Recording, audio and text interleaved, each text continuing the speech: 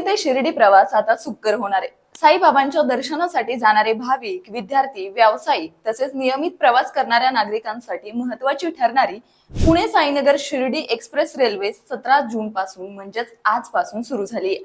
या नव्या रेल्वे सेवेच्या प्रारंभामुळे प्रवाशांचा प्रवास अधिक जलद, सुरक्षित आणि सोयीस्कर होण्याची अपेक्षा व्यक्त केली जाते। या एक्सप्रेसची वेळही प्रवाशांसाठी अतिशय सोयीची ठेवण्यात आली आहे।